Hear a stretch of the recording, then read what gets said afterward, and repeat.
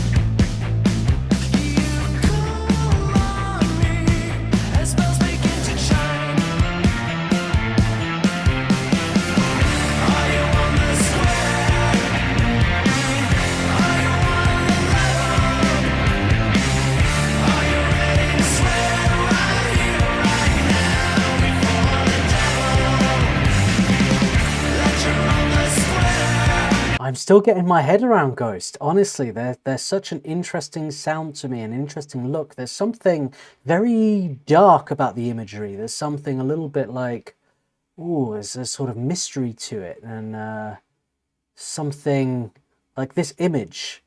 I think it's all the shade and the darkness of it. There's just something very something sinister, while at the same time the music is kind of positive and uplifting. It's Big Ol' V says dystopian. Yeah, they're great world builders, this band, and they don't just write a song. They really create an atmosphere and a thought to take you into another world. You know, it's a lot goes into it.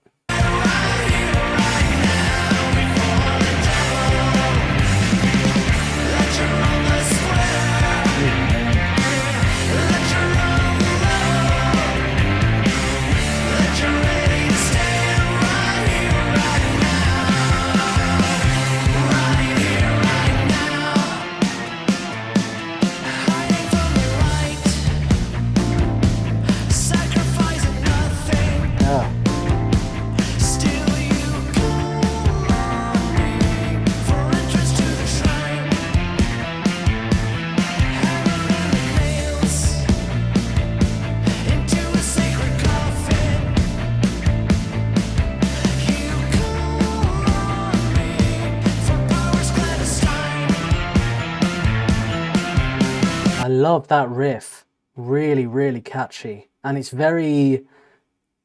feels very major, while everything else around it has a more minor feel. It really stands out. But generally, I like the way it's kind of produced. It's all sort of meshed very nicely. You don't really get any standout instruments. They're all kind of like locked into this constant movement, but then every now and then a feature instrument comes up and it stands out more for it. Yeah.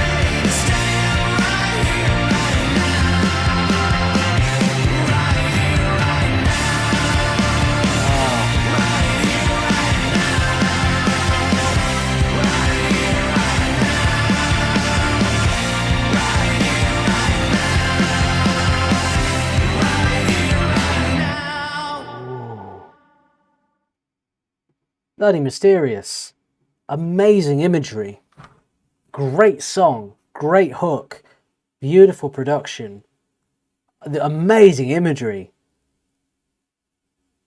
Like, it's sinister, but it's magical at the same time. Really interesting effects. Like, it's a real callback.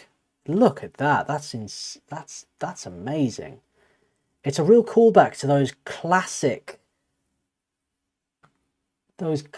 horror films like Frankenstein and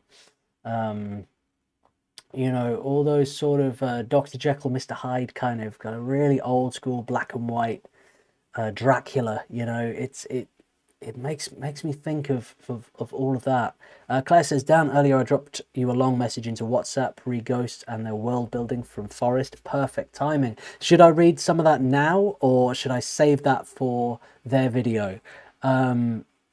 Big Ol' V says, giving me don't get comfortable, watch out. RP Guitar says, reminds Fritz Lang's Metropolis a bit. I need to check that out to get that reference, I'm afraid. But yeah, it's I like the sort of cartoon aspect to it. So we have a message here from Forrest, Claire's eldest. What's wrong with me? I literally just opened my phone up and I buy me a coffee from Renee. It was the first thing I saw. Thank you, Renee, for tomorrow's stream. So Forrest is a mega fan of ghosts. So we're going to get some knowledge dropped on us right here. Ghosts are one of my autism interests. I am actually only a year older than the band. Ghost began in 2006. They have a storyline and loose lore that has been gone back on a few times over about 2 decades. It started with Papa Primo. The lore is that there is this long-standing satanic version of Catholicism, and the frontman slash singer known as the Papa is the satanic version of a pope slash religious figurehead. I'm really seeing that with the imagery, with the upside down cross as well. So far, there have been 5 papas. One, I mentioned Papa Primo, then there's Papa Second, Papa Secondo, Papa Terzo, Cardinal Copia, Papa Copia. Same guy, just promoted to Papa. He's the one that was in the music video Rats. And finally, Papa Perpetua, also known as V/V, because he's the 5th Papa. Perpetua is craziness. Perpetua is the one here in the song Lacrima. The Papa characters are all one guy, Tobias Forge. And the ghouls have changed over the years, but they typically stay for years at a time. They make mini episodes about the law and what goes on in the clergy. There's other characters in the story and all sorts of plot twists, which is what led to the creation of the movie and also a short run of comics. Some people get really serious about the law, others just like them for the good music. Personally, I adore them for both that and the theatrics. I was incredibly lucky to see them perform live. Their stage presence is unbelievable. The ghouls and Papa will interact on stage and play about. The costumes are immaculate and the music was electrifying to hear live and feel shake the whole building. Final fun fact, originally the band members and singer was entirely anonymous, and the masks and characters were to help hide the identities of the musicians and help it be easier to hire new musicians to be nameless ghouls, the instrumentalists and backing singers. That is so unique and interesting. Like, they're more than a band, aren't they? They are they're a movement, they're a concept, they're an entire fantasy world that they've created, and each song adds to that lore and develops their story. Incredible. Claire says the song Forrest referenced is the message, is not this one, but the one Forrest requested. Yes, which I'll be getting onto next.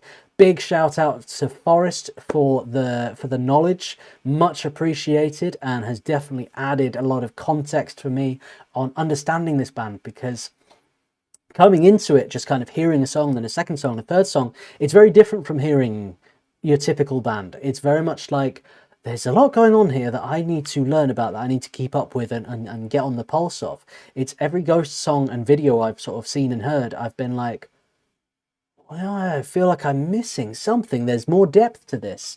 And there clearly is. So I'm very excited to hear more and more and learn more about it. Big Ol' V says that's very cool lore.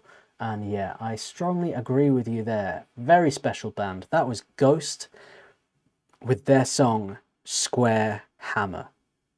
Definitely more to come.